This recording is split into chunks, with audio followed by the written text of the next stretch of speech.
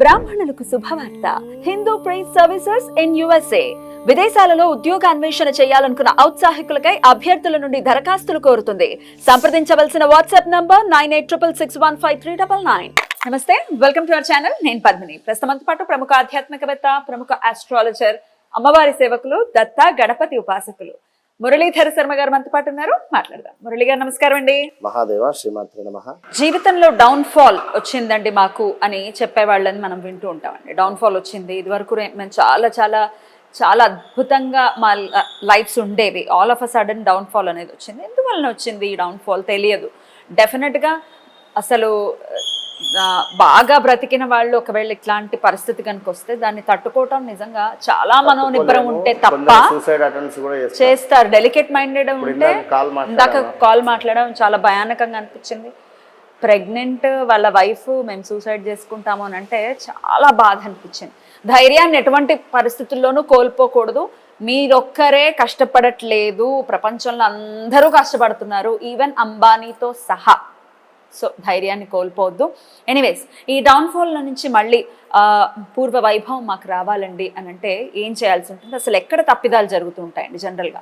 అయితే తల్లి, మీరు అన్నటువంటి విషయాన్ని జాతకంతో నేను ముడిపెట్టాను ఈ విషయాన్ని మట్టుకు.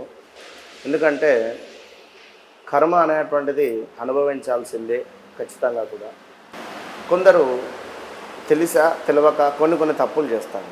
ఈ తప్పులు చేసేటువంటి సందర్భంలో వాస్తు భాగాలను ఇల్లు తీసుకోవడం కానీ, లేదా కొన్ని వస్తువులు మాకు సెంటిమెంట్ అని చెప్పి వాటిని అలాగే కంటిన్యూ చేయడం కానీ, లేదా ఇలా కొన్ని వస్తువుల మూలకంగా కూడా కొన్ని దరిద్రమైనటువంటి పరిస్థితులు కానీ, డౌన్ఫాల్ అయ్యేటువంటి పరిస్థితులు కానీ, తెలిసి కూడా గోతులో పడేటువంటి పరిస్థితులు ఉంటాయి.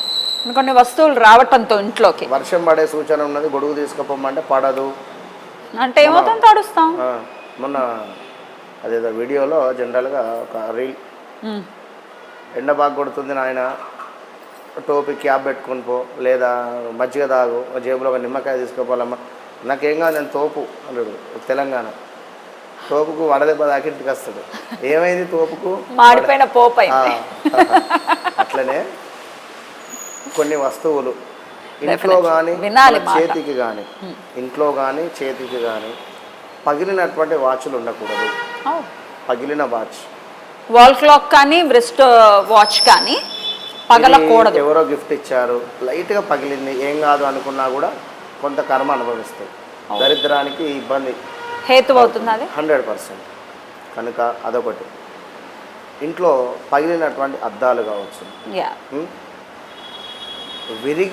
విరిగిపోయినటువంటి ఇనుము రిలేటెడ్ కానీ, అంటే ఐ మీన్ మంచానికి సంబంధించినటువంటివి కానీ, అంటే విరిగిపోయినవి ఎప్పుడో అట్లా పక్కన పారేయడం కానీ, ఏదో మూలన తీసుకెళ్ళి అవతల పాడేయాలి.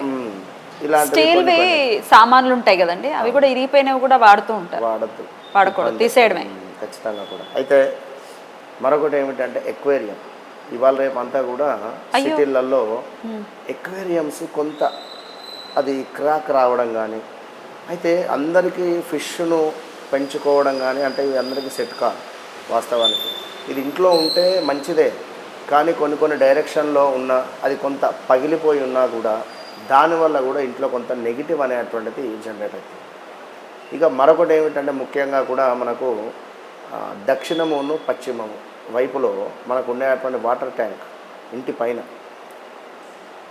ఆ ప్లేస్లో ఉన్న దక్షిణ పశ్చిమ అంటే, అవును, అంటే ఏదవుతుంది, నైరుత అంతే, మధ్యలో ఆ నైరుతి వస్తుంది. నైరుతి పైన బరువు కానీ, లేదా ఆ సందర్భంలో ఈ వాటర్ రిలేటెడ్ ఉండకూడదు. వాటర్ ట్యాంక్స్ కానీ, వాటర్ పెట్టుకోవడం కానీ ఉండకూడదు అక్కడ.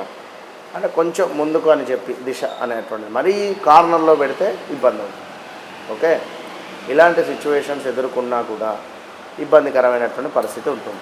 దేవుని యొక్క మందిరంలో రెడ్ కలర్ క్లాత్, అది వెల్వెట్ క్లాత్ కానీ, కొంత రెడ్ రిలేటెడ్, అంటే మనం కొన్ని పూజ నియమంలో రెడ్ కలర్ క్లాత్ వేయండి అని మనమే చెప్తాం. అది వేరు.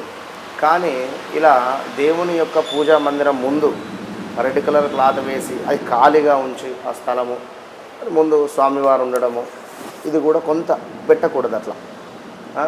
మరొక విషయం ఏమిటి అంటే ఈశాన్యంలో ఎంట్రన్స్ కానీ ఇలాంటి సిచ్యువేషన్స్ ఉన్నా కూడా ఇబ్బందికరమైనటువంటి పరిస్థితులు ఎదుర్కొనేటువంటి పరిస్థితి ఉంటుంది. ఈశాన్యంలో మెయిన్ సింహద్వారం ఉండకూడదు. అది భగవంతుని యొక్క స్థానం కనుక, ఈశాన్యానికి ఈశ్వరుడు అధిపతి కనుక అది అలా ఉండకూడదు.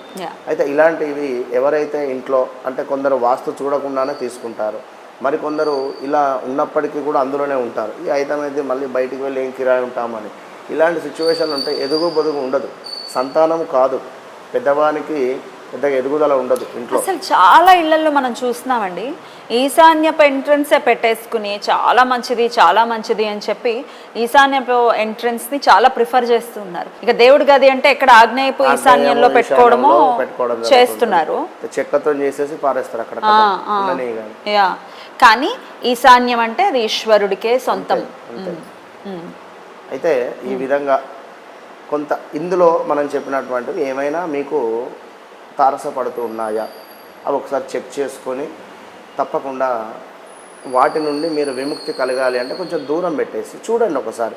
ఒక 41 days నిజంగానే నాకు వాచ్ పగిలింది, నేను పెట్టుకుంటున్నాను, 41 రోజులు తీసి పక్కన పెట్టి జనరల్గా చూడండి. ఇప్పుడు నేను మొన్న ఏమైంది, ఒకరికి పగడాల మాల, ముత్యం మాల ఎవరో సజెస్ట్ చేశారు, వారు మెడలో వేసుకోవడం జరిగింది. కుజుడు ఆల్రెడీ కూడా నీచబడిపోయి ఉన్నాడు, ఇక్కడ కర్కాటకంలో. చంద్రుడు 11లో ఉచ్చబొందున్నాడు, బాగుంది. అరే బాగున్నప్పుడు మళ్ళీ ఎందుకు నీకు చంద్రుంది? బాగున్నప్పుడు అవసరం లేదు. సరే వేసుకున్నావు, ఓకే. కుజుడు ఆల్రెడీ నీచబడ్డాడు, తనని డిస్టర్బ్ చేయకుండానే ఉండాలి, అవసరం లేదు. నీచబడేటువంటి గ్రహానికి సంబంధించినటువంటి స్టోన్ కానీ దాన్ని మనం ధరించిన మాల రూపకంగా పగడల మాలనే వేసుకున్నాడు ఆయన. నేను ఫోటో చూపిస్తే ఇంకా ఏందరా వద్దు అని చెప్పాను. ఎందుకంటే మనకు బ్యాడ్ ఇప్పుడు అష్టమ శని నీచబడి ఉన్నట్టయితే మనకి స్టోన్ పెడితే ఇబ్బంది అవుతుంది, ఇంకా ఆయన పవర్ ఇంకా పెన్షన్ వాళ్ళం అవుతామా. కనుక అది ఏ ఈవెంట్లో ఉంది, ఆ హౌస్ నుండి మనకు వచ్చేటువంటి పరిస్థితి ఏమిటి అనేది చూసుకొని ముందుకు వెళ్ళాలి అంతే. రైట్. అయితే ఈ విధంగా చూసుకొని ముందుకు వెళితే ఖచ్చితంగా కూడా వీరికి బండ్లు ఓడలు అయినటువంటి సందర్భాలు ఉండవు. ఖచ్చితంగా ముందుకు 100% వెళ్తాం, సాఫీగా వెళ్తుంది జీవితం. ఏదో అక్కడెక్కడో చూసామండి, ఎక్వేరియం వాళ్ళు పెట్టేసుకున్నారు, మేము పెట్టేసుకుంటాం, మనకు పడచ్చు పడకపోవచ్చు. మీరు అన్నట్టుగా రకరకాల ప్లేసెస్లో ఎక్వేరియంస్ని కనుక పెట్టేస్తే ఆ ప్లేస్ కరెక్ట్ అవ్వచ్చు. మీరు అన్నట్టుగా నైరుతిలో కనుక పెట్టేస్తే, వాటర్ని తీసుకెళ్ళి నైరుతిలో పెట్టేస్తే ఇబ్బందులు వస్తాయి. సో ఏదో పెట్టేస్తారు. కొత్త వాటి జోలికి వెళ్ళినప్పుడు మనకి ఎంతో కొంత అవగాహన మనం తెచ్చుకోవాల్సి ఉంటుంది. డెఫినెట్గా ఇది అవగాహన పెంచడానికి వీడియో డెఫినెట్గా ఉపయోగపడుతుంది మన వాళ్ళకి. ఈ డౌన్ఫాల్లో ఉన్న వాళ్ళు డెఫినెట్గా అలా కాకుండా మళ్ళీ చక్కగా వాళ్ళ జీవితాలన్నీ కూడా సాఫీగా వెళ్ళాలని మనస్ఫూర్తిగా కోరుకుంటూ చాలా అద్భుతంగా వివరించారండి. కృతజ్ఞతలు. నమస్కారం.